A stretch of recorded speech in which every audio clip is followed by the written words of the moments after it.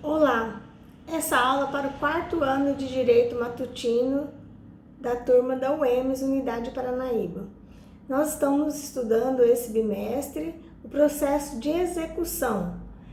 E nós já vimos em aulas anteriores a distinção entre a tutela jurisdicional cognitiva ou de conhecimento e a tutela jurisdicional executiva.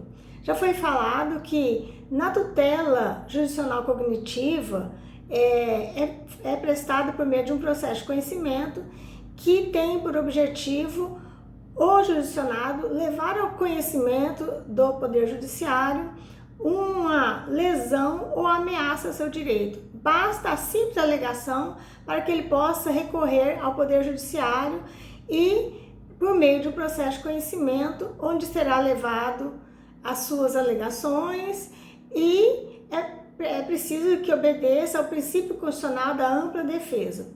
Esse processo é considerado ideal, é um processo que as pessoas têm um amplo debate, é oferecido às partes o contraditório, as alegações para a formação da convicção do magistrado, com a finalidade de chegar a uma decisão judicial de procedência ou improcedência. Onde será essa decisão judicial? Deverá ser, se for de procedência, que o requerido possa cumprir a determinação judicial, a decisão judicial. Já no processo de execução ou fase executiva, no cumprimento de sentença, o objetivo dessa tutela jurisdicional é a efetividade de um direito. Então, os atos processuais praticados no processo de execução ou na execução tendem a um resultado prático, a modificação dos atos na prática, na vida da pessoa. Por exemplo, quando são penhorados determinados bens, esses bens ficam bloqueados para a finalidade de averiguar se há possibilidade de alienar esses bens a terceiros ou ao próprio exequente para que seja satisfeita a sua execução, o seu crédito. Então, no processo de execução, nós vamos estudar outros atos processuais, além daqueles já conhecidos no processo de conhecimento. Então, para que possa um jurisdicionado buscar a tutela jurisdicional executiva, é necessário 2 requisitos ou 2 pressupostos que são essenciais e necessários para que possa ajuizar uma ação executiva. O primeiro dele, que é o requisito formal, é a existência de um título executivo. Esse título pode ser na modalidade judicial ou extrajudicial. Sem a existência desse documento, carece da ação. Então, a execução precisa da existência desse documento formal previsto em lei para que a pessoa possa ou pedir através de uma execução autônoma ou na forma de cumprimento de sentença que nós vamos estudar logo à frente. Esse requisito está no artigo 783 do CPC, que diz que a execução para cobrança de crédito fundar-se-á sempre em título de obrigação certa, líquida e exigível. E aí já extrai os princípios que nós já estudamos em aulas anteriores. Um deles é o princípio da nula executio sine titulo, ou seja, não há execução sem título, pois ela é nula, está no artigo 783. Sem título, a execução é nula. E também o princípio da tipicidade dos títulos, ou seja, esses documentos formais que retratam um ato que demonstra uma obrigação devem estar previstos em lei. No CPC, o artigo 515 relaciona os títulos executivos judiciais, ou seja, aqueles que são formados dentro de um processo. Os artigos 784 relacionam os títulos executivos extrajudiciais, aqueles que formalizam negócios jurídicos, formalizam uma relação jurídica de obrigação extraprocessual. Nós já lemos esses 2 artigos, explicamos cada um deles, e outras leis esparsas também podem prever outros títulos executivos extrajudiciais ou judiciais. E aí também, pensando nessa necessidade da existência de um título, a gente vê o princípio do respeito à dignidade humana ou garantia do patrimônio mínimo, em que o artigo 833 relaciona os bens impenhoráveis. Quais são as espécies de título? Já falamos aqui, são duas espécies, duas modalidades de título, a judicial e a extrajudicial. Esse título judicial, em regra, é formalizado dentro de um processo, no curso de um processo, em que há uma decisão judicial para que seja reconhecido esse título como judicial. Nós vamos ver um título que é a decisão de um árbitro também, que está lá no artigo 515. E o extrajudicial, no artigo 784, são aqueles documentos formalizados fora de um processo e que tem demonstrado nesse título os titulares do direito, o credor, o devedor, a obrigação que é estampada nele, a prestação devida, se é a obrigação de pagar, se é a obrigação de fazer, de não fazer, e as especificidades dessa obrigação, fazer o quê, dar o quê, e a quantidade é o valor a ser pago se a obrigação for de pagar. Então, enfim, a existência de um título é necessário para ajuizar uma execução, ele é um ato retratado documentalmente, é necessário e suficiente para ensejar a atuação executiva jurisdicional, sem necessidade de uma prévia investigação no mérito, sem necessidade de uma fase executiva. Porém, o artigo 785 do CPC, ele diz o seguinte: a existência de um título executivo extrajudicial não impede a parte de optar pelo processo de conhecimento, a fim de obter um título executivo judicial. Ou seja, para ajuizar uma execução é necessário um título executivo. Porém, se a pessoa ela dispõe de um título extrajudicial, por exemplo, se ela tem um cheque, uma nota promissória, um título de crédito, um contrato, ela poderia já iniciar um pedido de tutela jurisdicional já executiva, já bater nas portas do judiciário pedindo, no caso, por exemplo, sua obrigação de pagar, já a penhora. Na petição inicial, ela já diz que deseja que requer ao juiz que sejam penhorados bens, que sejam tomadas medidas de efetivação, como uma busca e apreensão, como uma multa periódica, já iniciar executivo a prestação jurisdicional, já com atos executivos. Todavia, o artigo 785, ele afirma que ainda que a pessoa disponha de um título executivo extrajudicial, nada impede que ela ajuize uma ação de conhecimento. Esse título, no caso, serviria apenas de prova, porque ela deseja obter um título executivo judicial, tá? Essa matéria de prova. E o segundo requisito, o segundo pressuposto para ajuizar a execução, além da existência de um título executivo, que esse título estampe o inadimplemento da obrigação. Porque não basta a pessoa ter um título, ter um cheque, ter uma nota promissória, ter uma decisão judicial, se a obrigação ali demonstrada ainda não decorreu o termo, o prazo ou a condição para que possa ser cobrado. Por exemplo, se existe uma nota promissória e ainda não venceu, não ainda está estampado o inadimplemento do devedor, então carece de ação. É preciso que seja exigível esse título.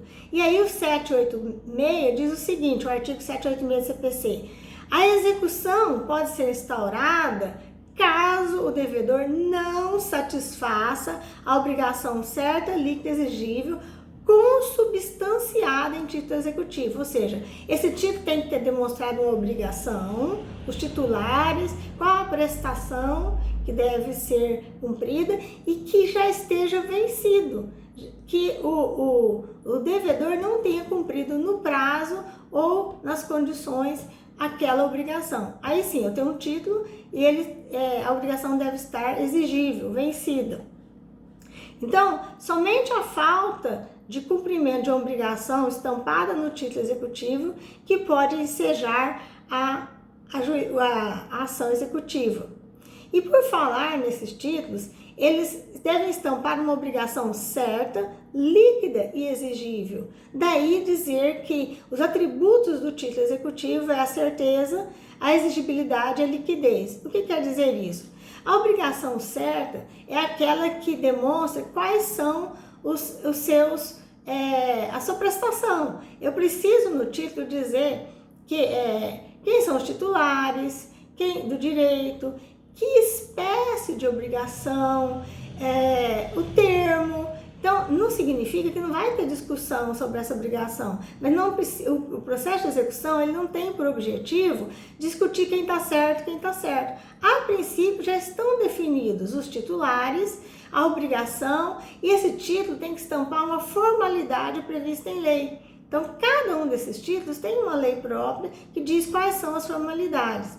E o que significa exigível? Ou seja, a obrigação estampada nesse título tem que estar vencida, tem que estar demonstrado o inadimplemento do devedor, que ele não cumpriu a obrigação no tempo ou nas condições. Então, está exigível.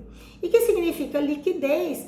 Que essa obrigação tem que demonstrar exatamente quais são os objetos a serem entregues na obrigação de dar, delimitado, qual a obrigação de fazer, o que é para fazer especificamente, e a obrigação de pagar tem que haver o quanto dessa obrigação. Então é por isso que nós vamos estudar mais para frente a liquidação de sentença, porque é possível que o magistrado dê uma decisão determinando, condenando que o devedor pague, indenize aquilo que ele deve para o credor, para o autor, mas ainda não é possível dizer qual o valor dessa obrigação. Por exemplo, uma indenização em que há necessidade de pagar despesas médicas, tratamento, obrigação de pagar consertos de automóveis. O juiz reconhece a obrigação mediante as provas no processo de conhecimento, mas no momento de prolatar a decisão, ainda não sabe o quanto, porque ainda existem tratamentos a serem feitos. Então, a liquidação é para que se prove o quanto, o valor devido naquela obrigação. Sem essa liquidez, também não é possível executar o título, porque a partir do valor é que saberemos quais são os bens a serem penhorados, o limite, a quantidade de bens e o valor a ser penhorado, por exemplo, ok? Na obrigação de dar, eu preciso saber dar o quê? Exatamente qual é o objeto imediato dessa obrigação, para no caso, por exemplo, de haver uma busca e apreensão, ok? Então, qual é a tríplice função desse título executivo? Então, os doutrinadores elegem 3 funções, por isso chamado tríplice função. Primeiro, é uma condição necessária. Somente com a existência de um título executivo exigível é que se autoriza o credor a buscar a tutela jurisdicional e a ajuizar uma ação executiva. Por isso é uma condição necessária. A segunda função é o título que define o fim da execução, ou seja, o procedimento a ser adotado. Se aquele título estampa a obrigação de fazer, o procedimento é um. Se for obrigação de dar ou de pagar, cada um tem um procedimento no âmbito do processo, no âmbito da ação executiva. Prazos, modos de atuação, os atos executivos são praticados a depender do que está estampado no título executivo, ok? E a terceira função do título executivo é o título que fixa os limites da execução, estipulando com precisão o conteúdo da obrigação. Por exemplo, se for uma obrigação de pagar, até quanto de bens do devedor que eu vou penhorar. Então, ele estabelece quais são os limites de atuação do Poder Judiciário, ok? E nós vimos também a classificação da execução. Porque é importante conhecer as espécies dessa execução, para a gente saber qual o procedimento a ser adotado no momento de ajuizar a ação. Então, já temos na apostila quanto à origem do título. Esse título originou de um processo, que é o título executivo judicial, ou de um negócio jurídico extrajudicial, fora do limite de um processo. Então, nós temos a execução de título judicial, que é denominado cumprimento de sentença, e execução de título extrajudicial, que é um processo autônomo, quando o jurisdicionado bate as portas do judiciário, ele já começa com o processo de execução, uma petição inicial requerendo, solicitando ao juiz que tome procedimentos, medidas para efetivação do seu direito, como a penhora, por exemplo, ok?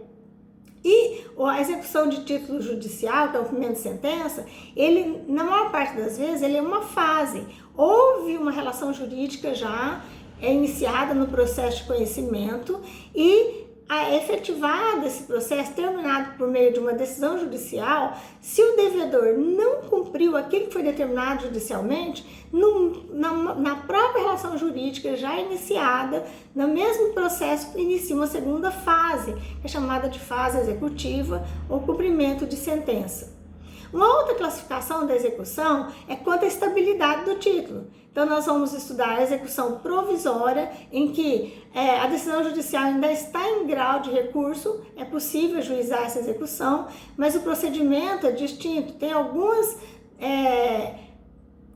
atos executivos distintos da execução definitiva, que é a execução quando é um título já judicial, extrajudicial ou judicial transitado em julgado. Quanto à natureza da obrigação, nós vamos ver que existe uma execução para pagamento de quantia certa, a natureza é de entrega de coisa, execução para entrega de coisa, certa ou incerta, são duas modalidades, ou execução de obrigação de fazer, ou execução de obrigação de não fazer, dependendo da natureza da prestação. Nós temos os procedimentos para execuções especiais, execução de alimentos, execução fiscal, execução contra a fazenda pública, são modalidades distintas. E quanto à solvabilidade do devedor, ou seja, o devedor ele é solvente, os bens dele são suficientes para garantir aquela execução, ou se ele é insolvente ou falido, e aí é preciso que haja uma declaração judicial dessa solvência ou dessa falência, se for empresário, sociedade empresária, para que haja um procedimento distinto na execução. Ok? Nós teremos outros vídeos com a continuidade da matéria.